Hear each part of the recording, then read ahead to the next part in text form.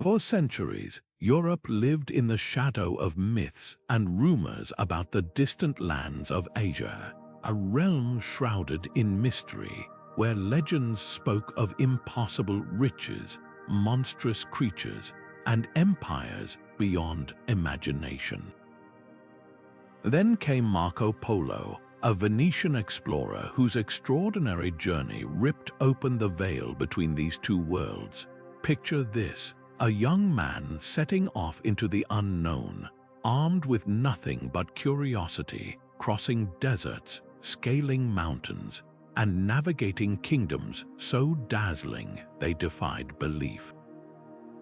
His travels didn't just fill blank spaces on a map, they ignited a cultural revolution, reshaping how Europe saw the East forever. What made Marco Polo's account so groundbreaking? It wasn't just the gold, the spices, or the silk, though those certainly caught Europe's attention. It was the sheer scale of what he witnessed: cities grander than anything in the West, technologies centuries ahead of their time, and societies thriving with innovations that seemed almost magical. For the first time, Europeans could glimpse the truth behind the legends, and what they learned would alter the course of history. Trade routes exploded, artistic styles shifted, and the hunger for exploration reached a fever pitch, all because one man dared to venture where few others had. In this video, we're retracing Marco Polo's steps to uncover the 20 most astonishing sights he encountered, places so remarkable they shattered old prejudices and forged new connections between continents. From the glittering court of Kublai Khan to the bustling ports of Persia, each stop on his journey revealed something extraordinary, challenging everything Europe thought it knew about Asia. These weren't just destinations, they were portals to a broader world where cultures collided, ideas flourished, and the impossible became real. So buckle up, you're about to embark on a voyage through time, walking the same paths that forever changed how two hemispheres saw each other. The adventure starts now. Marco Polo wasn't just another merchant or adventurer. He was a bridge between worlds, a man whose life story reads like something out of a fairy tale.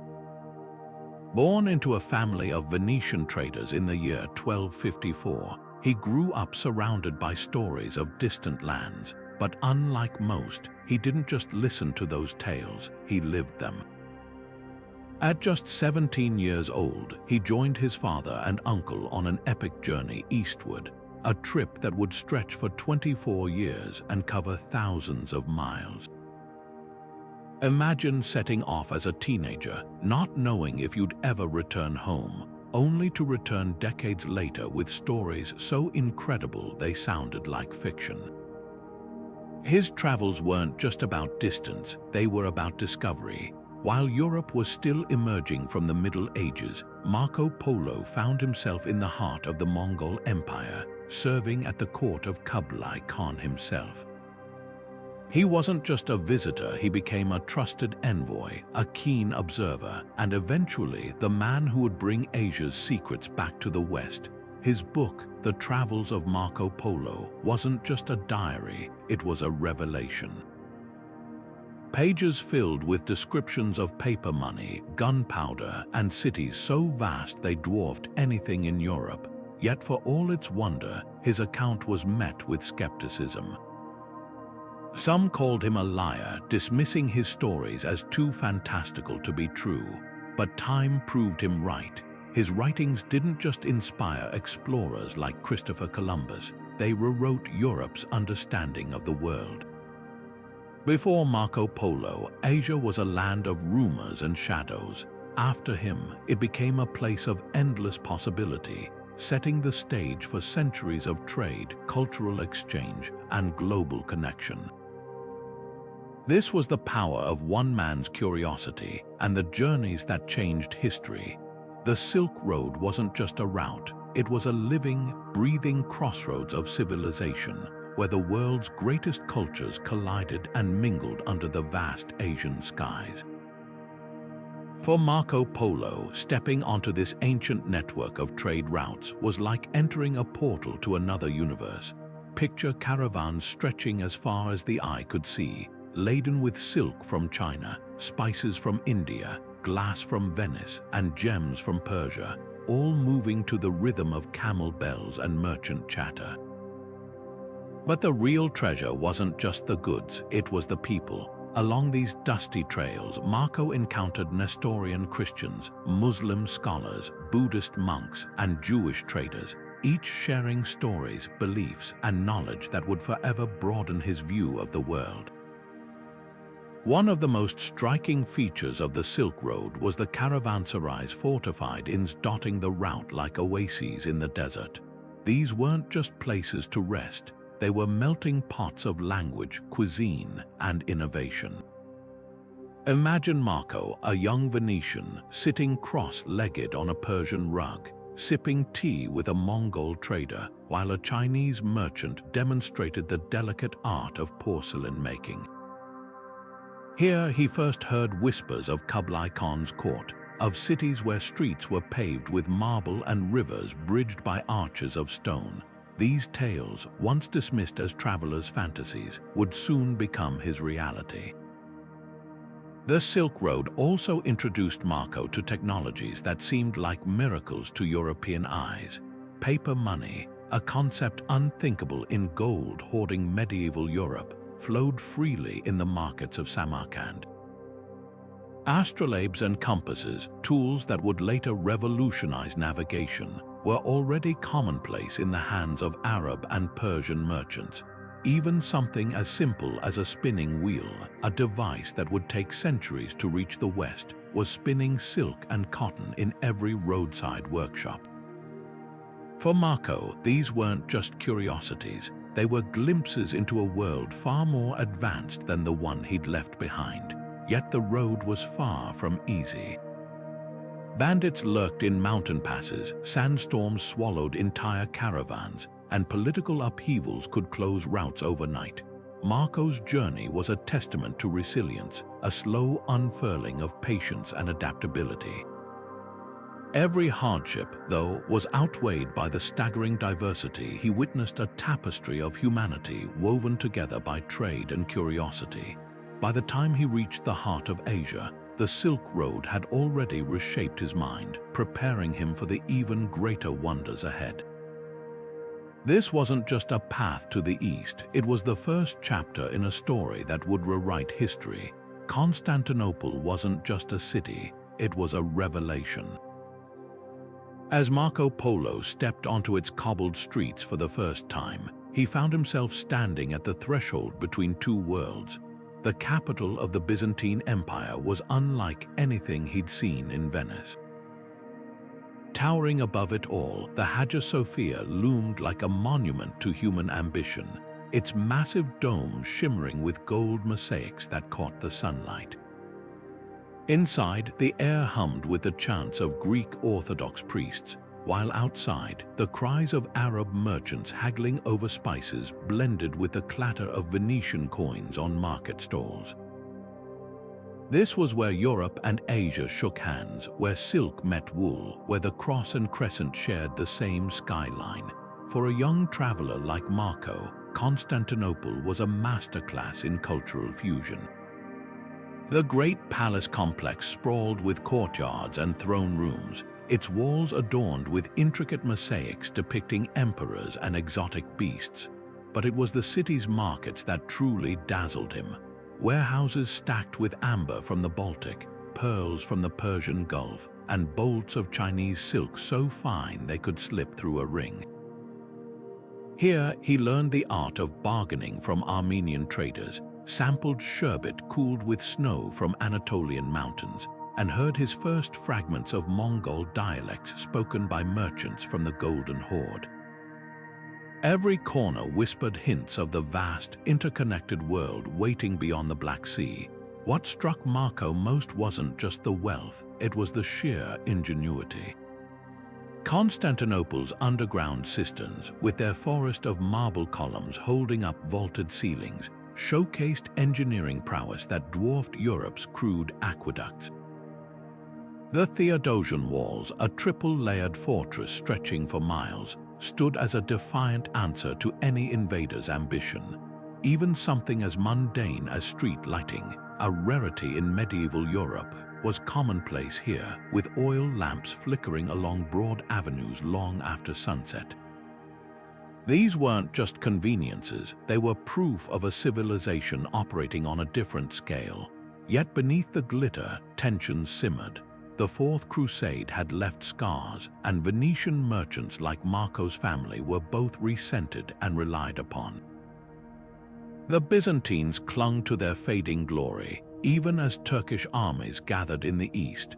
For Marco, this fragile grandeur was a preview of the complexities he'd later witness in Kublai Khan's court empires at the crossroads of change, where splendor and vulnerability walked hand in hand.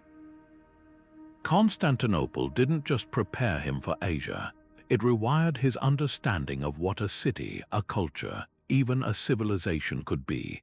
By the time his ship sailed toward the Black Sea, he already carried a new lens through which to see the world, one that would make the wonders ahead not just astonishing, but achingly human. If Constantinople had been a crossroads, Baghdad was a blazing sun, a city so radiant with knowledge and luxury that it forced Marco Polo to rethink everything Europe believed about the Islamic world. After weeks crossing the Syrian desert, the first glimpse of its circular walls and glittering domes rising from the Tigris must have felt like stumbling upon a mirage made real. This wasn't just a capital, it was the beating heart of the Abbasid Caliphate, where scholars translated Greek philosophy by candlelight, poets spun verses in courtyards scented with orange blossoms, and markets displayed treasures from 3 continents. At the city's core stood the legendary House of Wisdom, a library so vast it made Europe's monastic scriptoria look like mere closets. Here, Marco encountered ideas that would take centuries to reach the West. Astronomical charts predicting eclipses with eerie precision, medical texts detailing surgeries Europe still dismissed as sorcery, and algebra, a revolutionary mathematics born from the mind of Persian scholar Al-Khwarizmi.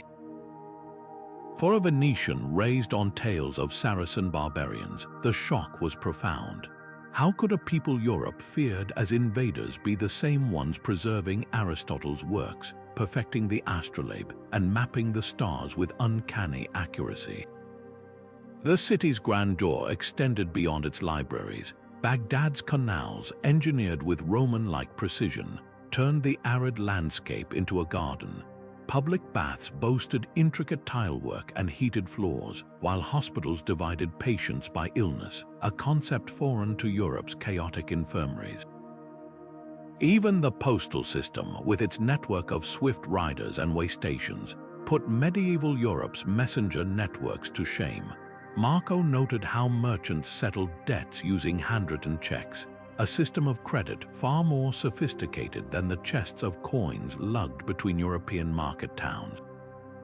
Yet what truly lingered in Marco's accounts wasn't just the wealth or innovation, it was the intellectual hunger. In Baghdad's salons, Christian physicians debated Jewish astronomers while Sufi mystics recited poetry alongside Zoroastrian mathematicians. This was a place where knowledge transcended borders, where the caliph himself hosted wisdom banquets, serving dishes of philosophy alongside lamb stewed in pomegranate. For a young traveler raised on dogmas of religious division, Baghdad's pluralism was a revelation.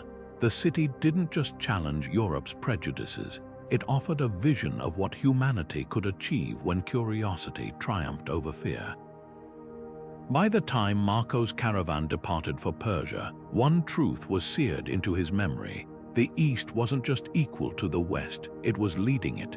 Tabriz exploded onto Marco Polo's senses like a living kaleidoscope, a city where the air itself seemed woven with the scent of saffron and the metallic tang of freshly minted coins. Nestled in the rugged highlands of Persia, this wasn't just a market. It was a pulsating heart of commerce where caravans from China, India, and the Mediterranean converged in a symphony of languages and currencies. Picture Marco, wide-eyed, stepping into a covered bazaar stretching for miles, its vaulted ceilings echoing with the clatter of scales and the sing-song haggling of Armenian jewelers, Arab spice merchants, and Mongol horse traders. Here, a single stall might display lapis lazuli from Afghanistan, pearls from the Persian Gulf, and bolts of silk so vividly dyed they looked like captured sunsets. What stunned Marco most wasn't just the luxury, it was the system. Tabriz ran on a web of credit and trust that made Europe's barter economy seem primitive. Persian merchants used sack-early checks scrawled on parchment to move wealth across continents without a single coin changing hands. He watched as traders from Venice and Genoa, once smug about their banking prowess, scrambled to adapt to this sophisticated network. The city's money changers, perched like scribes at wooden desks, could calculate exchange rates between a dozen currencies in seconds, their abacuses clicking like crickets. For a young Venetian raised on tales of European superiority, the realization was humbling. Asia's economic machinery operated with a precision and scale the West couldn't yet fathom. Beyond the markets, Tabriz revealed another surprise, its role as a cultural blender. In the shadow of the Blue Mosque, its turquoise tiles glinting under the sun, Marco encountered Sufi poets reciting verses to crowds of Nestorian Christians, Sunni scholars, and even the occasional Buddhist trader from the East. The city's coffeehouses buzzed with debates in Turkish, Persian, and Mongolian, while Armenian monks painstakingly illuminated Bibles alongside Muslim calligraphers crafting Qurans. This wasn't just tolerance, it was active collaboration, a stark contrast to Europe's religious wars and inquisitions. Yet Tabriz also held a darker lesson. The city's wealth made it a target raided by Mongols, contested by rival dynasties, its streets occasionally running with blood as power shifted. Marco saw firsthand how prosperity and peril walked hand in hand in these crossroads of empire. Even so, the markets always reopened, the caravans regrouped, and the flow of goods never ceased. Tabriz wasn't just a stop on Polo's journey. It was a masterclass in resilience, a living testament to how trade could bind the world together even when politics tore it apart. By the time he saddled up to continue eastward, he carried a new conviction. The future of global power wouldn't be decided by swords alone, but by the weight of gold, the reach of networks, and the unquenchable human hunger for connection. Kashgar rose from the dunes like a mirage, made flesh a city of dust and determination where survival was an art form. After weeks crossing the Taklamakan Desert, its name alone whispered hope to exhausted caravans.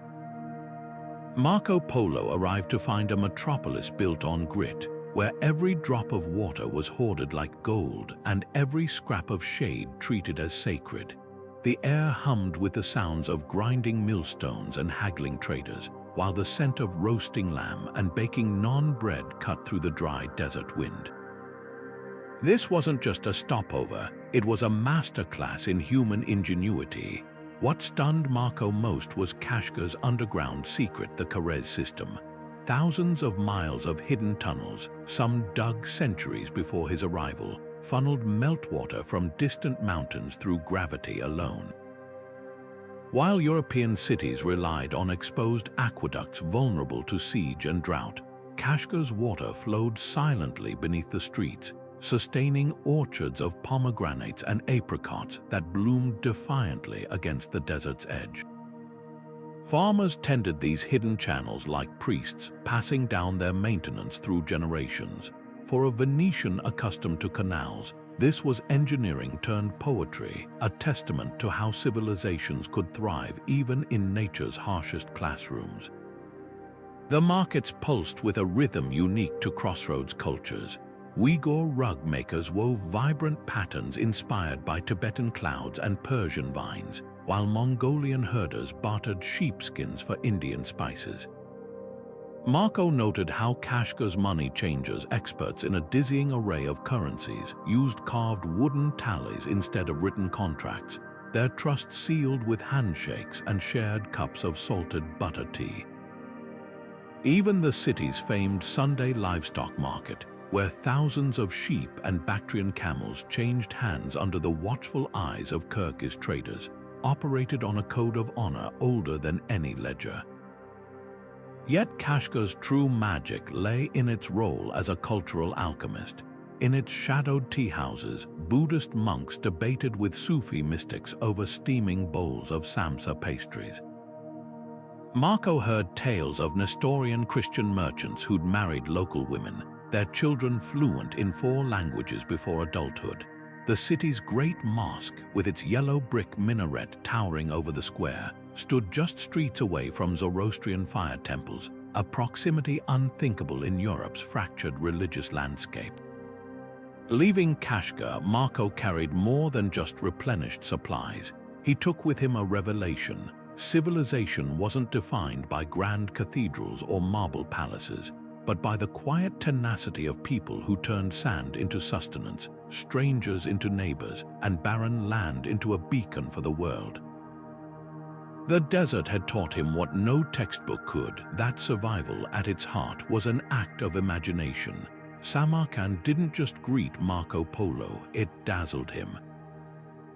Emerging from the dusty plains of Central Asia, the city's skyline erupted in a blaze of turquoise and cobalt, its domes and minarets clad in glazed tiles that caught the sunlight like scattered sapphires. This wasn't just architecture, it was a visual symphony, a declaration of power and refinement that left Europe's soot-stained cathedrals looking primitive by comparison. The Registan Square, flanked by 3 monumental madrasas, was the beating heart of Timurid splendor, where scholars in silk robes debated beneath ceilings inlaid with gold leaf, and the very walls seemed to whisper of empires built on beauty as much as brute force. What struck Marco most wasn't just the scale, it was the precision. Every tile on the Shah Izinda necropolis was cut and placed with geometric perfection, forming patterns so intricate they seemed to pulse with life. Persian calligraphers had transformed Quranic verses into flowing art, their scripts weaving across archways like vines. In the Bibi Khanum Mosque, the courtyard's massive stone Quran stand, said to grant fertility to women who crawled beneath it, hinted at a culture where faith and folklore danced together. For a Venetian raised on Gothic austerity, Samarkand's embrace of color and ornament was a revelation proof that devotion could wear jeweled robes instead of hair shirts. Beyond the glittering surfaces, the city thrived as a crossroads of ideas. Timur's court attracted astronomers like Ulugh Beg, whose observatory mapped stars with unprecedented accuracy centuries before Galileo. Poets recited verses in Chagatai Turkish, while mathematicians scribbled equations in Persian alongside Chinese alchemists seeking the elixir of life. Marco wandered markets where papermakers from Bukhara traded with German metalworkers, and Indian spice merchants sampled Sogdian melons sweeter than honey. This was no provincial capital, it was a global salon where the Silk Road's intellectual currents converged. Yet Samarkand's grandeur carried a warning. Timur's monuments were built by craftsmen forcibly relocated from conquered lands, their brilliance born of coercion. The city's walls, though gilded, couldn't shield it from the shifting tides of power. Marco's accounts captured this duality, a place where artistry and ambition, creation and conquest, existed in uneasy balance. By the time he left, he understood that Asia's greatness wasn't just in its wealth or wisdom, but in its ability to hold contradictions, to build utopias with one hand while wielding a sword with the other. Samarkand didn't just change how Europe saw the East, it revealed how beauty and power could be 2 sides of the same coin. Bukhara didn't just house knowledge, it breathed it. As Marco Polo wandered its labyrinthine streets, He stepped into a world where scholarship wasn't confined to cloisters but spilled into bustling bazaars and sunlit courtyards. The city's skyline was studded with the honey-colored domes of madrasas, each one a hive of intellectual activity where students pored over texts by candlelight, while masters debated the motions of planets or the finer points of Islamic jurisprudence. This wasn't just a place to study, it was a living laboratory of human thought, where Persian poets rubbed shoulders with Turkic astronomers and Jewish physicians exchanged remedies with Hindu mathematicians.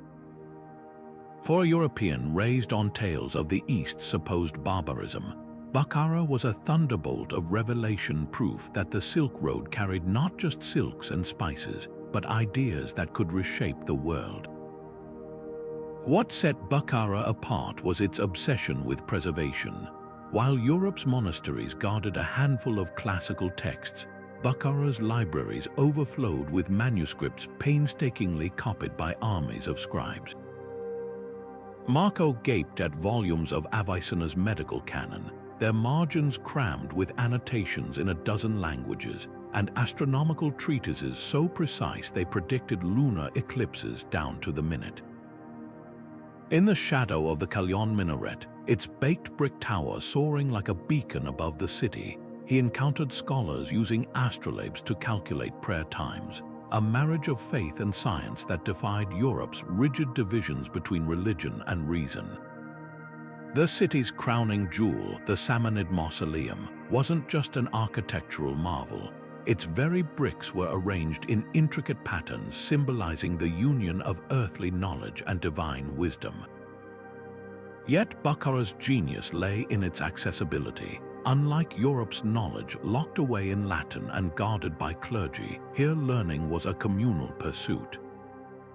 Markets doubled as classrooms, with carpet weavers explaining geometry through knot patterns and apothecaries teaching chemistry while grinding herbs. Polo watched as a merchant used a chessboard to demonstrate algebra to his children, the pieces standing in for unknowns, a far cry from the rote memorization of European schools. Even the city's famed copperware bore geometric designs that secretly encoded mathematical principles, turning everyday objects into teaching tools. The shock of Bukhara wasn't just its sophistication, it was the sheer volume of what Europe had lost.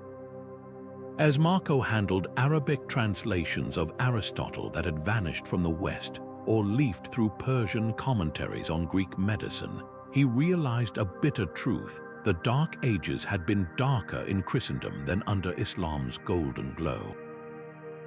By the time he left, his saddlebags heavy with purchased manuscripts, one conviction burned in his mind: progress wasn't a straight line from west to east, but a vast, swirling exchange, and Europe had been standing still while Bukhara raced ahead.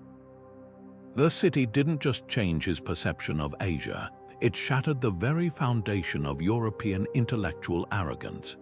Dunhuang rose from the desert like a whispered prayer carved into stone, a city where faith and artistry merged in the most breathtaking way. As Marco Polo approached this oasis along the Silk Road, he found himself staring at the Mongol caves, a honeycomb of sanctuaries clinging to the cliffs like swallows' nests. Known as the Caves of 1,000 Buddhas, this wasn't just a religious site. It was a living library of color and devotion, its walls covered in frescoes so vivid they seemed to breathe. Imagine stepping into a cavern where every inch from floor to ceiling shimmered with scenes of celestial paradises, benevolent deities, and intricate mandalas, a visual symphony of spirituality that left Europe's bare stone chapels feeling stark by comparison. What stunned Marco most wasn't just the beauty, it was the scale of devotion. Over 1,000 caves stretched across the cliff face, each one funded by merchants, monks, and pilgrims who'd traveled thousands of miles to leave their mark. Some were tiny, intimate chambers for solitary meditation, while others soared with towering statues of the Buddha, their gilded faces glowing in the flickering lamplight. The pigments used in the murals, ground from lapis lazuli, malachite, and cinnabar, had been carried across continents, turning these walls into a mosaic of global trade. For a Venetian raised on strict Catholic iconography, the diversity of Buddhist imagery was revelatory. Here, the divine wasn't just feared, it was woven into every aspect of life, from farming scenes blessed by bodhisattvas to bustling market towns painted with whimsical detail. But the true treasure lay hidden in a single sealed cave, later known as the Library Cave. Though Marco likely never saw it, its discovery would come centuries later. The spirit of what it contained permeated Dunhuang. This was a place where monks had safeguarded tens of thousands of manuscripts in multiple languages, Buddhist sutras copied with painstaking precision, medical texts with herbal remedies, even star charts rivaling Europe's best astronomy. The caves weren't just places of worship, they were fortresses of knowledge, preserving ideas that might have otherwise vanished into the desert winds. Dunhuang's magic lay in its paradoxes, a remote outpost that became a beacon of civilization, a silent desert echoing with the hum of chanted prayers. As Marco watched monks unfurl sacred thankas in the courtyard, their gold-leafed deities shimmering in the sun, he grasped something profound. Asia's spiritual depth wasn't just about piety, but about a relentless pursuit of beauty and understanding. The Mogao caves didn't just house statues, they stood as proof that even in the harshest landscapes, humanity could carve out spaces for transcendence. Leaving Dunhuang, Marco carried more than memories. He took with him a new lens through which to see faith itself, not as a set of rules, but as a living, breathing work of art. Karakorum shattered every stereotype Europe had clung to about the Mongols. When Marco Polo arrived at this windswept capital on the Orkhon River, he didn't find a crude camp of marauders. He stepped into a meticulously planned city humming with bureaucracy, its streets laid out in a grid that would have impressed any Roman engineer. Genghis Khan's vision had transformed a nomadic waypoint into a cosmopolitan powerhouse, where Persian architects raised palaces with glazed blue roofs, while Chinese landscapers carved gardens from the steppes' harsh soil. The Great Khan's silver tree, an astonishing mechanical marvel in the palace courtyard, dispensed wine, mare's milk, and honey mead from its gilded branches at the press of a lever, a feat of engineering that left Venetian visitors slack-jawed. What made Karakorum revolutionary wasn't just its grandeur, it was its deliberate diversity. The city's administrative halls buzzed with Uyghur scribes drafting edicts in Mongolian script, Tibetan monks debating theology with Nestorian priests, and Russian tax collectors sharing abacus techniques with Persian mathematicians. Marco marveled at the Mongol practice of recruiting talent from conquered territories, turning enemies into advisors. Here, a Muslim astronomer could adjust the imperial calendar, while a Chinese doctor prepared herbal remedies for the royal family. This wasn't the chaotic horde Europe feared. It was a meritocracy on horseback where loyalty mattered more than lineage. The markets told their own story. European merchants, accustomed to paying tolls at every border, gaped as Karakorum's bazaars operated under the Pax Mongolica, a single unified system where goods moved from Beijing to Kiev without excessive tariffs or bandit raids. Silk from Hangju changed hands for Baltic amber, while Venetian glassware sat alongside Damascus steel in stalls policed by Mongol guards who punished theft with brutal efficiency. Polo noted how the Mongols' famed brutality coexisted with startling fairness. Corrupt officials faced public flogging, and disputes between traders were settled by impartial judges versed in multiple legal traditions. Yet Karakorum's true genius lay in its adaptability. The Mongols, masters of the saddle, had no tradition of monumental architecture, so they imported it. Chinese builders taught them brickmaking, Persian artisans schooled them in tilework, and Armenian goldsmiths crafted the filigree that adorned the Khan's throne. Even the city's layout reflected this synthesis. Buddhist temples stood beside mosques, while Christian chapels hosted Mongolian shamanic rituals. For Marco, this cultural elasticity was revelatory. The Mongols didn't just conquer, they absorbed, refined, and elevated. By the time he left, one truth was clear: Europe's nightmares of mindless barbarians at the gates were fantasies. The real Mongol Empire wasn't a force of destruction. It was the world's first experiment in globalized governance, and Karakorum was its beating heart. Xanadu wasn't just a palace, it was a dream given form.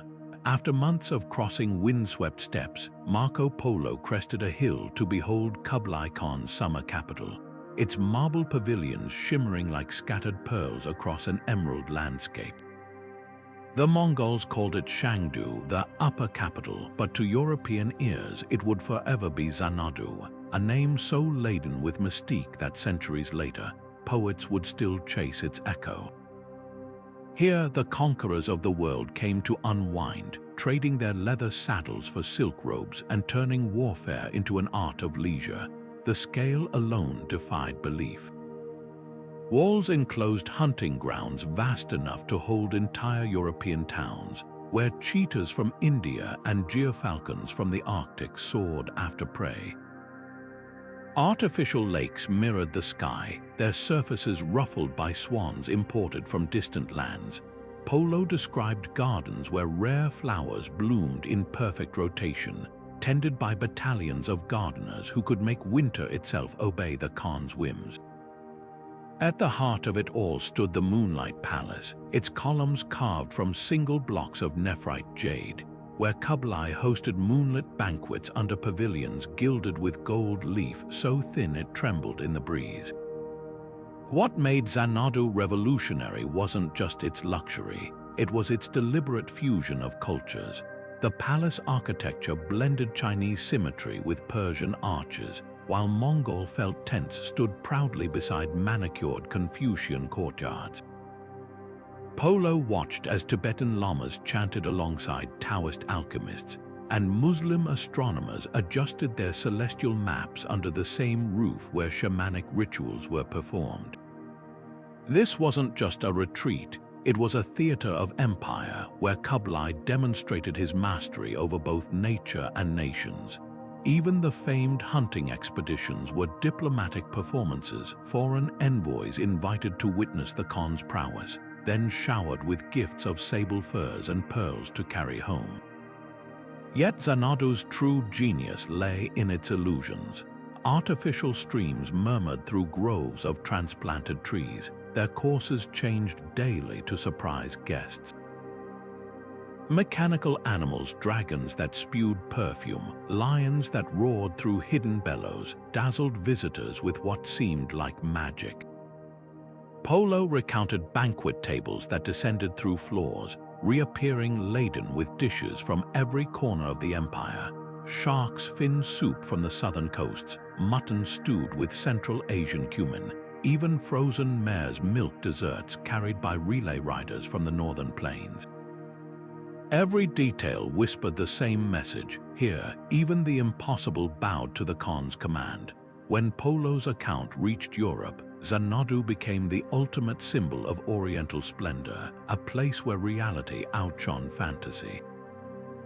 Later generations would dismiss his descriptions as exaggeration, until archaeologists uncovered traces of those very marble walkways and jade-inlaid walls. The truth was, Polo hadn't embellished enough. Xanadu didn't just change Europe's perception of Asia, it redefined what power could look like when unrestrained by dogma or doubt. In its reflection, even the grandest European castles seemed like child's play, a revelation that would haunt the West's imagination for centuries. Khanbaliq didn't just impress Marco Polo, it rewrote his understanding of urban civilization. As he approached Kublai Khan's winter capital, the sheer scale of the city's walls loomed like a mountain range crafted by human hands. Stretching over 16 miles in circumference and guarded by 12 massive gates, these fortifications weren't just defensive barriers, they were statements of imperial ambition, their ramparts wide enough for 10 horsemen to ride abreast. Inside, a grid of arrow-straight boulevards divided the city into precise quarters, a masterclass in urban planning that made Venice's tangled canals feel like a medieval maze. What set Khanbaliq apart wasn't just its size, but its meticulous order. While European cities festered with sewage-strewn alleys, here were paved roads drained by underground canals and public granaries stocked to withstand sieges or famine. Marco marveled at the fire brigade's teams of trained guards equipped with pumps and buckets, a concept unheard of in fire-ravaged European towns. The markets operated under strict imperial supervision, their weights and measures checked daily to prevent fraud, while paper currency, a baffling innovation to Venetian traders, flowed freely under the watchful eyes of Mongol officials. The heart of the city pulsed with multicultural energy. Nestorian Christian churches stood within sight of Tibetan Buddhist temples, while Muslim astronomers in the Khan's observatory tracked celestial movements alongside Chinese geomancers. Polo described a postal system so efficient that messages could cross the empire in days, relayed by riders changing horses at stations spaced every 25 miles, a network that put Europe's sporadic couriers to shame.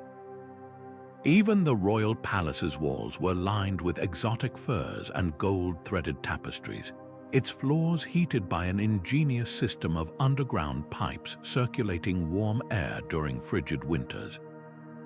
Yet the true genius of Khanbaliq lay in its symbolism. Every detail from the north-south axis of its central boulevard, aligning with the pole star to the 12 gates mirroring the zodiac, spoke of a cosmology where earthly power mirrored celestial order. When Kublai hosted New Year's celebrations, envoys from Burma to Crimea prostrated themselves before a throne carved from a single sandalwood tree, while mechanical silver lions knelt and offered incense. This wasn't just a city, it was a stage for the theater of empire designed to awe subjects and foreigners alike. Polo's descriptions of Khanbaliq's vibrant markets, where rhinoceros horn and peacock feathers traded alongside Venetian glass, forced Europe to confront an uncomfortable truth. The East wasn't just equal to the West in wealth and sophistication. In governance, technology, and cultural synthesis, it was leading. By the time Marco left, he carried more than silks and spices. He bore witness to a model of urban civilization that would haunt Europe's imagination for centuries, whispering of possibilities beyond kings and cathedrals. Hangju struck Marco Polo like a vision from another world, a city where water and wealth flowed in equal measure, putting even his beloved Venice to shame. After months traversing deserts and mountains, arriving at this sprawling metropolis must have felt like stepping into a living dream. Canals crisscrossed the urban landscape like liquid streets, their surfaces alive with barges heaped with porcelain, tea, and silk. But unlike Venice's cramped waterways, Hangju's were vast thoroughfares, some wide enough for 10 ships to sail abreast, flanked by stone embankments carved with intricate dragons and lotus blossoms. The city's heartbeat was its legendary West Lake, a man-made masterpiece where willow-draped islands floated like emerald jewels. Polo described pavilions perched above the water, their curved roofs mirrored perfectly in the glassy surface, while poets drifted by on painted boats, composing verses to the rhythm of oars. By night, lanterns turned the lake into a constellation of flickering light, their reflections mingling with the stars. For a Venetian, this aquatic splendor was both familiar and utterly alien, a reflection of home, yet magnified to unimaginable grandeur. Commerce here operated on a scale Europe couldn't fathom. The Grand Canal, stretching over 1,000 miles north to Beijing, fed Hangju with goods from across the empire. Polo gaped at markets where a single street might hold 10,000 shops, their awnings striped in vibrant silks, each specializing in goods so exotic they sounded like fables. Rhinoceros horn combs, jade hairpins, and lacquered boxes filled with tea leaves that fetched their weight in silver. The city's guilds were empires unto themselves, with porcelain makers employing entire neighborhoods and silk dyers working in rainbow-hued workshops that stained the canals with color. Yet what truly unsettled European visitors was Hangju's civic order. Watchtowers manned by fire lookouts dotted the skyline, while night soil collectors ensured streets stayed pristine, a stark contrast to Europe's filth-choked alleys. Restaurants offered menus with hundreds of dishes, and public baths steamed with perfumed water, their attendants trained in massage techniques. Polo noted how merchants used paper money stamped with imperial seals, a system so efficient it made European coinage seem archaic. Even the beggars were organized into guilds, their ranks regulated by sympathetic officials.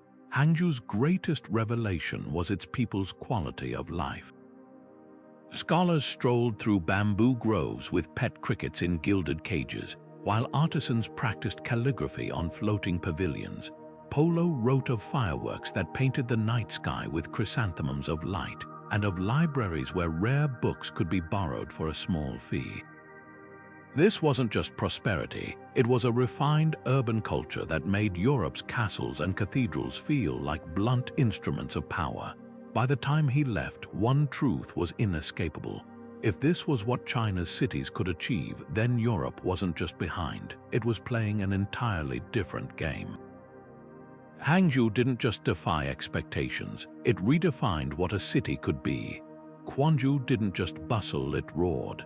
After the serene canals of Hangju, Marco Polo stumbled into a maritime maelstrom where the very air thrummed with the creak of rigging and the cries of sailors in a dozen tongues. The harbor stretched like a forest of masts, its waters choked with junks from Java, housed from Hormuz, and merchant vessels so vast their crews tended rooftop gardens to supplement their diets. This wasn't just a port, it was the pulsing heart of the Mongol Yuan dynasty's maritime empire, where the Silk Road met the sea and the world's wealth converged on a single stretch of Chinese coastline. What set Kwanju apart was its sheer cosmopolitan chaos. Arab traders in white kanjuras haggled over sacks of Malabar pepper, while Tamil merchants unloaded bales of indigo dyed cotton onto docks swarming with Hokkien stevedores. Persian brokers, fluent in both Mandarin and Mongolian, negotiated contracts over cups of bitter chrysanthemum tea, their ledgers scribbled in a hybrid script blending Chinese characters with Arabic numerals. Polo gaped at warehouses stacked high with goods Europeans considered mythical, cloves that numbed the tongue, sapphires the size of pigeon eggs, and lacquer where so finely crafted it seemed dipped in liquid night. The port's custom house, a labyrinth of counting rooms and seal carvers, processed more trade in a month than Venice handled in a year, a humbling sight for the proud son of a mercantile republic. The city's skyline told its own story of cultural collision.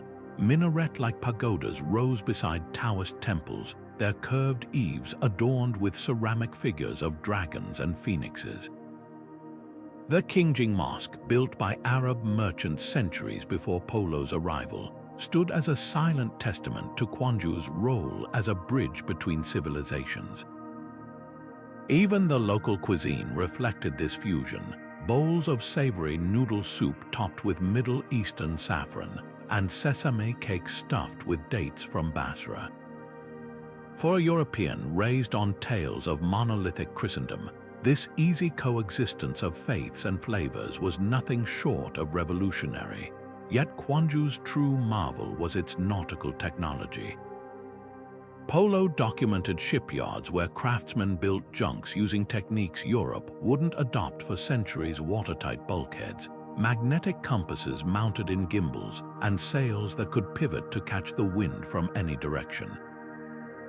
He watched as Chinese navigators consulted star charts annotated with notes from Arab astronomers, their routes plotted using a device called a south-pointing needle that left Venetian lodestones looking like children's toys. The scale of maritime insurance and credit systems where a merchant in Cairo could invest in a voyage to Borneo without leaving his counting house revealed a commercial sophistication that dwarfed Europe's fledgling banking experiments. By the time Polo boarded a ship bound for Sumatra, he carried a revelation that would haunt Europe's mercantile elite. The age of exploration hadn't begun in Lisbon or Genoa. It had been thriving for centuries in ports like Kwanju, where the tides of globalization already ebbed and flowed long before European sails appeared on the horizon. The message was clear: the future belonged to those who mastered the seas, and Asia had already written the rulebook. Guangzhou hit Marco Polo's senses like a wall of heat and sound, a city where the Pearl River's muddy waters carried more wealth than all the fleets of Christendom combined. After the orderly grandeur of Hangju and the maritime frenzy of Kwanju, this southern powerhouse offered something raw and vital, its docks teeming with ships from as far away as Madagascar and Zanzibar. The air hung thick with the scent of fermenting fish sauce and sandalwood, while the shouts of Cantonese stevedores mingled with the sing-song haggling of Arab spice merchants. Guangzhou wasn't just a port, it was a living testament to China's gravitational pull on global trade, a place where the world's appetites for porcelain, for tea, for the very flavors that defined luxury, were fed by the empire's bottomless workshops and terraced hills. What stunned Marco most was the sheer specialization of Guangzhou's markets. Entire districts devoted themselves to single commodities, streets lined with nothing but ivory carvers, their workshops filled with tusks from African elephants transformed into hairpins and deity statues, alleys where master lacquer workers layered resin onto bamboo until it gleamed like black glass. Waterfront warehouses stacked with tea bricks stamped with imperial seals, their value measured in silver by weight. He described porcelain so translucent it rang like a bell when struck, its cobalt blue patterns depicting landscapes so precise they seemed to move under the glaze. To European eyes accustomed to crude earthenware, these wares weren't just beautiful, they were alchemical marvels, proof that China's artisans operated on a plane beyond mere craftsmanship. The spice markets offered their own revelations. Polo watched as Persian merchants tested cloves by tossing them into water, the finest ones sinking straight to the bottom, heavy with essential oils. Nutmeg from the Moluccas, cinnamon from Ceylon, and peppercorns from Malabar changed hands in sacks so large it took 2 men to lift them. Guangzhou's middlemen, fluent in a dozen dialects, brokered deals using abacuses and coded handshakes, their ledgers recording transactions that would make Medici bankers blush. For a Venetian raised on the modest spice trade of the Mediterranean, this was commerce redefined, not trickles of luxury but torrents. Yet Guangzhou's true lesson lay in its people. The city's foreign quarters housed communities of Tamil jewelers, Malay shipwrights, and even a few Genos traders who'd risked the Cape of Good Hope long before Vasco da Gama. Nestorian Christians worshipped in chapels adorned with Chinese-style frescoes of the Madonna, while Muslim imams called the faithful to prayer from minarets topped with traditional dugong brackets. Polo noted how the Yuan officials tolerated this diversity not out of weakness, but confidence, knowing that every foreigner, no matter their creed, ultimately served the emperor's economic machine. By the time Marco's caravan turned northward, he carried more than samples of jasmine tea and celadon ceramics. He bore witness to a simple truth: Guangzhou's markets weren't just selling goods. They were selling desire itself, crafting tastes that would send European ships scrambling across oceans centuries later.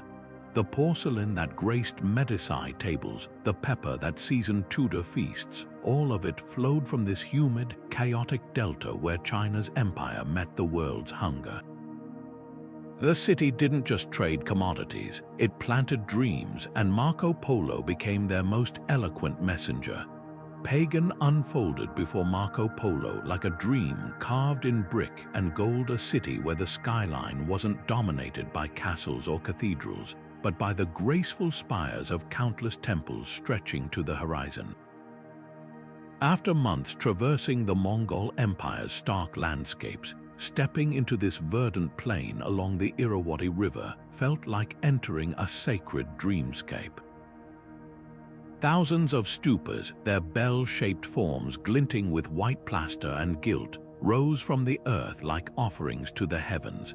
Unlike Europe's fortified monasteries, these structures welcomed pilgrims with open courtyards and staircases that seemed to ascend toward enlightenment itself.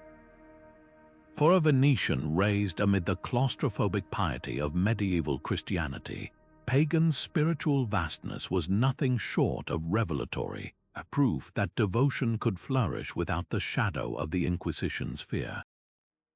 The scale of construction defied logic. Over 10,000 temples had been built across 4 centuries, each one funded by kings, merchants, or even humble farmers seeking merit. Polo wandered through complexes where the smallest shrine boasted finer murals than any Florentine chapel, their walls alive with scenes from the Buddha's past lives, rendered in pigments made from crushed gemstones. The Ananda Temple, with its perfect cruciform layout and gilded Sikkara tower, housed statues so lifelike they seemed to breathe, an effect achieved by embedding jewels in the pupils that caught the lamplight. At dawn, when mist curled off the river, the entire city appeared to float between earth and sky, its spires piercing the clouds like stairways for the divine. What struck Marco most wasn't just the beauty, but the inclusivity.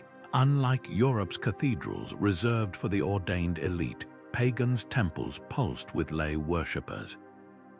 Farmers in straw hats knelt beside silk-clad nobles, all tracing the same mudras with their hands. Monks with alms bowls moved through the streets, their morning rounds supported by a community that saw feeding the holy as a privilege, not a tax. Polo noted how even the grandest pagodas lacked locks or guards, their treasures protected not by force, but by collective reverence.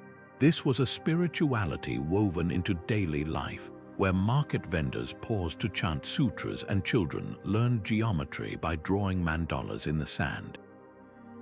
The city's architectural genius lay in its adaptation. Burmese builders, mastering seismic stability centuries before the West, designed temples with graduated tiers that flexed during earthquakes. Bricks were bonded not with mortar, but a paste of sugar-cane juice and ground tamarind that hardened like iron. In the dim interiors, clever ventilation shafts kept frescoes from peeling, while hidden acoustics amplified chanting into celestial harmonies. Marco watched as artisans repaired a teetering spire using bamboo scaffolding, a technique so efficient it would take Europe another 500 years to adopt. Yet pagans' true lesson was in impermanence. Even as Polo marveled at its splendor, many temples already stood empty, their patron dynasties faded into history. Unlike Europe's eternal stone edifices, these structures acknowledged their own eventual return to the earth, some decorated with motifs of crumbling walls and overgrown roots, a Buddhist meditation on transience. By the time he left, Marco carried a humbling insight. Asia's spiritual monuments weren't built to intimidate or outlast, but to guide and dissolve, like footsteps in the sand leading toward the sacred. In Pagan's forest of temples, he found not just architectural mastery, but a philosophy that would haunt Europe's quest for permanence, a whisper that true devotion might flourish not in defiance of time, but in harmony with its flow. Sumatra hit Marco Polo like a wall of humid, perfumed air, a place where the very soil seemed to exhale the sense of wealth and adventure. After the ordered splendor of Chinese cities and the sacred silence of pagans' temples, this untamed island pulsed with a different energy. Towering rainforests, their canopies alive with the shrieks of gibbons and the iridescent flash of hornbills, gave way to terraced slopes where pepper vines coiled around support poles like emerald serpents. Every breeze carried the peppery bite of drying chilies, the sweet musk of nutmeg, and the cloves' sharp, almost medicinal fragrance aromas so intoxicating they made Venice's spice markets smell like a faint echo. What set Sumatra apart wasn't just the abundance of spices, it was their alchemical transformation into global currency. In the highland plantations of the Batak people, Polo watched as workers harvested nutmeg fruits, their mace-covered seeds resembling tiny, bloody jewels. A single sack of these could buy a man a house in Cairo or a ship in Genoa. Clove buds, plucked before they bloomed and dried in the sun, took on a rusty hue that European apothecaries would later claim could cure everything from toothaches to melancholy. And Sumatran black pepper, its wrinkled berries prized for their slow-building heat, piled up in warehouses like miniature mountains of black gold. To a merchant's son like Marco, this wasn't just agriculture, it was alchemy turning sunlight and soil into fortunes. The island's trading ports revealed an even grander truth. Sumatra wasn't just producing spices, it controlled their flow. At Samudera Pasai, a bustling entrepot on the northern coast, Polo saw Javanese junks unloading sandalwood from Timor alongside Persian merchants weighing sacks of Malabar pepper. The harbor's custom house, a thatched pavilion staffed by scribes fluent in Arabic and Tamil, recorded transactions using a system of knotted strings and wax tablets, a method both simpler and more efficient than Europe's parchment-heavy bureaucracy. Here, a man's worth wasn't measured in land or titles, but in his access to the cinnamon groves of the interior or the pearl beds of the nearby straits. Yet Sumatra's true revelation lay in its people's relationship with the land. Unlike European feudal estates, where peasants toiled under the whip, Sumatran farmers practiced a rhythmic harmony with nature. They intercropped pepper vines with banana trees to provide shade, and let wild beehives thrive among the spice bushes to ensure pollination. Polo noted how village elders could predict monsoon rains by observing the flowering patterns of durian trees, and how fishermen timed their voyages by the migration of giant trees, a calendar written not in parchment, but in the language of the earth itself. Leaving Sumatra's shores, Marco carried more than samples of rare spices. He bore witness to a paradigm shift, the realization that wealth wasn't just mined from mountains or seized in battle. It could grow, fragrant and abundant, from the very roots of the tropics. The island didn't just change Europe's palate, it redefined the meaning of riches, proving that sometimes the most precious treasures weren't metals or silks, but the humble seeds that made life taste extraordinary. Ceylon emerged from the Indian Ocean like a jewel box tossed onto the waves, a land where spirituality and earthly treasures intertwined so deeply they became inseparable. When Marco Polo arrived on its sun-drenched shores, he found himself stepping into a realm where kings measured their wealth not just in gold, but in sacred relics whispered to hold the Buddha's own essence. The air hummed with the chant of monks and the rhythmic clink of gemstones being sorted in bustling markets, a symphony of devotion and commerce that would forever alter Europe's imagination of the East. At the heart of Ceylon's mystique lay the Temple of the Tooth in Kandy, its halls cradling what believers claimed was the left canine of the Buddha himself. Polo, accustomed to the relic culture of Europe's cathedrals, was stunned by the reverence surrounding this fragment guarded by elephants in gilded caparisons. paraded through streets strewn with jasmine blossoms and venerated by pilgrims who'd crossed oceans to kneel before it. Unlike the fragmented bones of European saints, traded like political currency, this relic symbolized something grander, a spiritual continuity stretching unbroken across millennia. The island's chronicles, etched on palm leaf manuscripts, traced its custody through wars and dynasties, proving that in Asia, faith could outlast even the mightiest empires. But Ceylon's wonders weren't confined to temples. Its rivers clawed rubies, sapphires, and cat's eye chrysoberyls from the earth with every monsoon swell. Polo described miners sifting through gravel in shallow pits, their fingers calloused from sorting stones that would later grace the crowns of Khmer kings and Persian shahs. Unlike Europe's guarded mines, where nobles hoarded gems as symbols of power, here commoners could barter pebbles for rice, their worth judged by sunlight held between thumb and forefinger.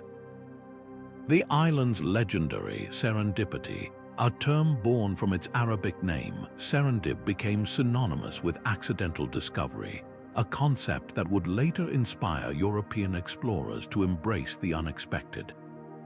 Yet what truly unsettled Polo was Ceylon's quiet confidence in its own abundance. While European monarchs scrambled to claim holy relics as political tools, here they rested in open shrines, their power deriving from devotion rather than control. The same applied to its gems, exported freely, polished by Tamil lapidaries, and traded without the paranoid secrecy of Venice's gem merchants. This was a land that understood its treasures weren't diminished by sharing, a philosophy as foreign to medieval Europe as the island's blue sapphires themselves. By the time Polo's ship departed, its hull weighted with uncut stones and tales of relic processions, he carried a revelation. Ceylon's true wealth lay not in its glittering exports, but in its ability to harmonize the sacred and the worldly. The island didn't just offer Europe new objects of desire, it presented a new way of valuing them, where spirituality and commerce weren't rivals, but partners in a dance as old as the trade winds themselves.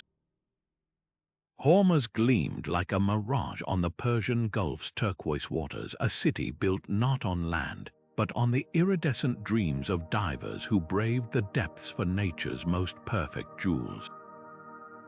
When Marco Polo arrived, the air itself seemed to shimmer with salt and wealth.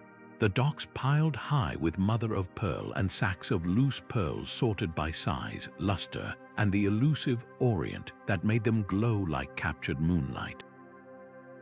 This wasn't just a port, it was the nerve center of a maritime empire, where the pearl trade wove together the fates of Bedouin nomads, Persian merchants, and Indian shipbuilders in a web of shared ambition.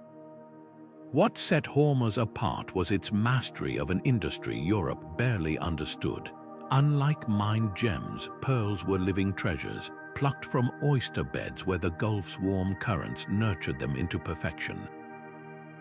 Polo watched as divers, their ears stuffed with wax against the crushing pressure, descended on weighted ropes, returning with baskets of unassuming shells that hid fortunes inside. The sorting houses buzzed with experts who could judge a pearl's worth at a glance, the rosy blush of Bahraini specimens, the silver sheen of those from Jolfar, each variety commanding its own devoted following from Delhi to Damascus. A single perfect pearl could buy a ship, while strands adorned the necks of Mongol princesses and Byzantine empresses alike.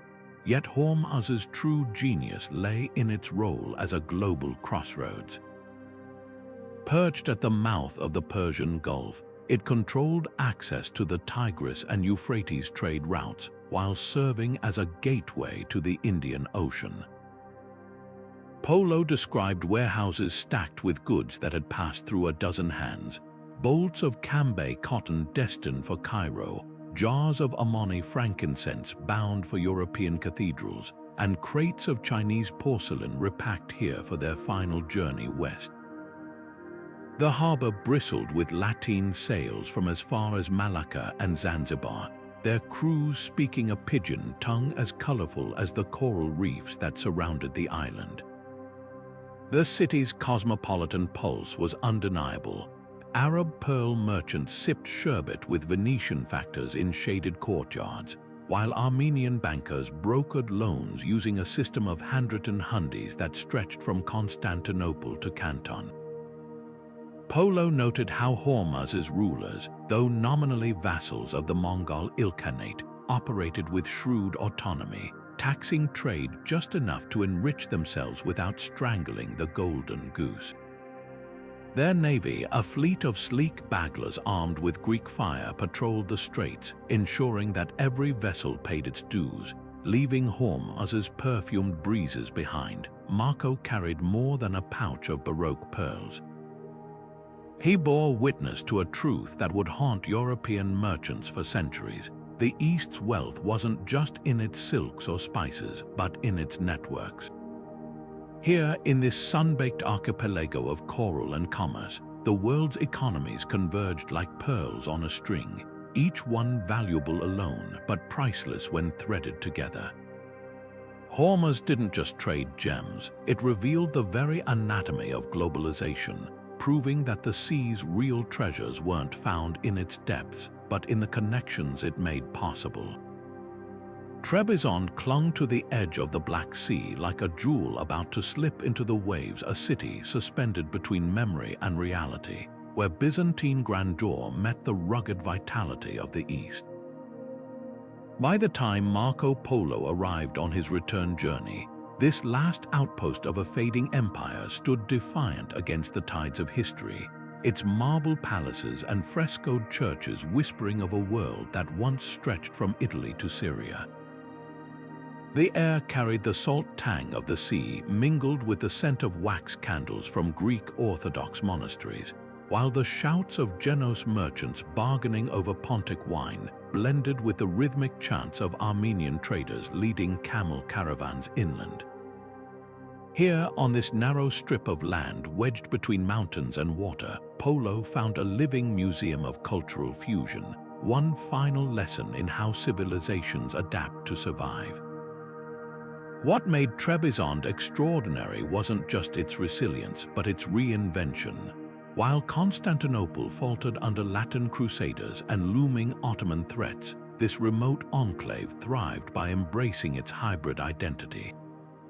The imperial court, though reduced to a shadow of its former self, still conducted ceremonies in flawless Attic Greek, its officials draped in silk woven with double-headed eagles. Yet just beyond the palace gates, the markets pulsed with a distinctly Eastern energy.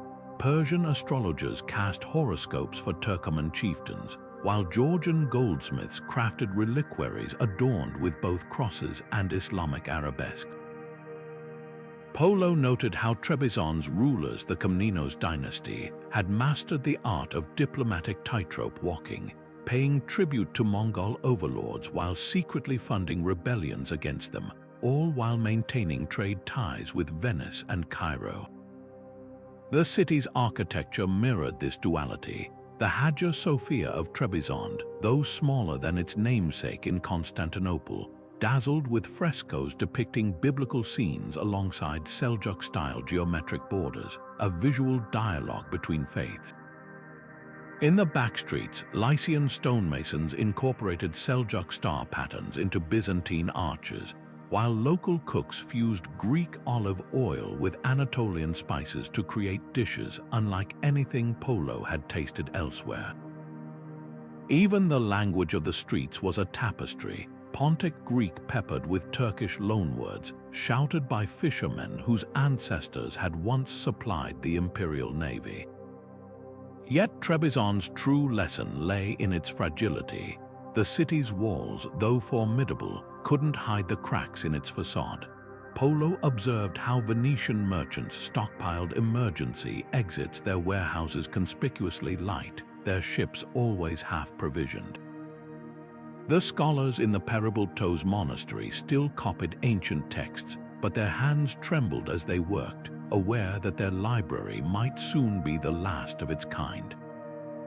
For all its vibrancy, Trebizond felt like a breath held too long, a pause before the inevitable. Walking its sea-washed ramparts one evening, Polo must have sensed he was witnessing something rare, not just the last gasp of Byzantium, but the birth of something new. In Trebizond's stubborn survival, he saw proof that cultures don't vanish, they transform, their essence carried forward in the alchemy of trade, migration, and memory.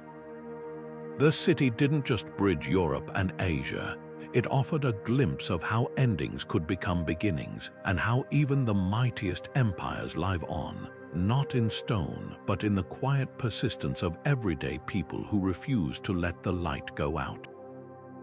Venice welcomed Marco Polo as a ghost might return to a familiar room recognizable in its labyrinth of canals and echoing piazzas, yet irrevocably altered by the weight of all he'd seen.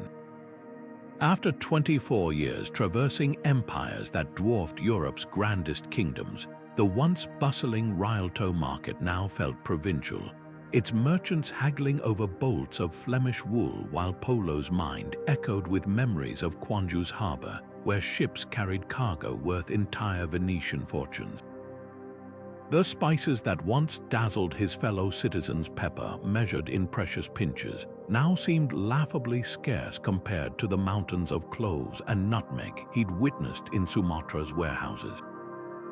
Even the Doge's palace, with its Gothic arches and gilded mosaics, paled beside the jade-inlaid halls of Xanadu or the geometric perfection of Samarkand's Registan Square. What made Polo's return revolutionary wasn't just the tales he brought, it was how they shattered Europe's cosmological arrogance. His descriptions of paper money, gunpowder, and cities lit by public lanterns forced Venetians to confront an uncomfortable truth. The East wasn't a land of barbarians or mythical monsters, but a constellation of civilizations operating on a scale and sophistication the West couldn't match. When he spoke of Hangju's 12,000 bridges or Khanbaliq's heated palace floors, listeners scoffed, until sketches based on his accounts began circulating among architects and engineers, planting seeds for Europe's own urban revolutions. Even simple innovations like coal burned for fuel in Chinese hearths or the abacus calculations of Persian merchants hinted at technologies that would take centuries to cross the Mediterranean. The ripple effects were immediate and profound. Venetian glassmakers, long proud of their monopoly, scrambled to replicate the translucent porcelain Polo described from Jingdezhen. Bankers pored over his notes on Mongol credit systems, realizing their own ledger-bound practices were antiquated. Most crucially, his account of Japan's rumored gold-roofed palaces, a detail likely misunderstood from Chinese folktales, lodged in the imagination of a young Genoese sailor named Christopher Columbus, who would later scribble margins in his personal copy of Polo's book. The very geography of ambition shifted. No longer content with Mediterranean trade, Europe's merchants now dreamed of cutting out middlemen to reach the spice sources directly. Yet Venice's greatest transformation lay in its reluctant acceptance of pluralism. Polo's stories of Buddhist temples standing beside mosques in Bukhara or Nestorian Christians advising Kublai Khan forced a re-evaluation of the rigid religious hierarchies that had defined medieval Europe. When he described the Yuan dynasty's meritocratic bureaucracy, where Persian astronomers and Tibetan monks held equal sway, it challenged the divine right of kings. Even his casual mention of Asian bathing culture, with its public steam rooms and scented oils, sparked a quiet revolution in Venetian hygiene, pushing the city's elite to reconsider their aversion to regular washing. By the time an aging Polo dictated his travels to Rustichello do Pisa in a Genoese prison cell, his words had ceased to be mere memoir. They'd become a manifesto for a new worldview. The man who left Venice as a wide-eyed teenager returned as a living bridge between hemispheres, his experiences proving that curiosity could be more powerful than swords, that trade routes might carry ideas as precious as silks. His homecoming didn't just mark the end of a journey, it ignited the beginning of Europe's reckoning with a globe far vaster, stranger, and more interconnected than its scholars had ever dared to imagine.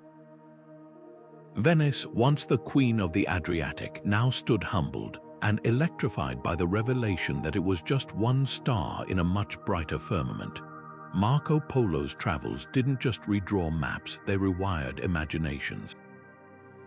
Those 20 breathtaking sites we've journeyed through together weren't merely dots on an ancient itinerary. They were keys unlocking a world Europe had barely dared to dream of. Think about it, for centuries the East had been painted as a land of grotesque monsters and untold dangers, a shadowy fringe where legends blurred with fear. But Polo's accounts tore down those walls of ignorance brick by brick. Baghdad's House of Wisdom, with its shelves groaning under the weight of preserved Greek philosophy, proved that the Islamic world wasn't a threat to knowledge, it was its guardian. The celestial mechanics of Samarkand's observatories humiliated Europe's rudimentary stargazing, and Hangju's canals, bustling with a commerce so sophisticated it made Venice's markets look like village fairs, shattered the myth of Western superiority once and for all. What made these places so transformative wasn't just their grandeur, it was their normalcy. Polo described paper money, public hospitals, and coal-burning stoves not as marvels but as everyday realities. That casualness forced Europe to confront an uncomfortable truth. While knights jousted and peasants toiled under feudal lords, Asia had already built the future.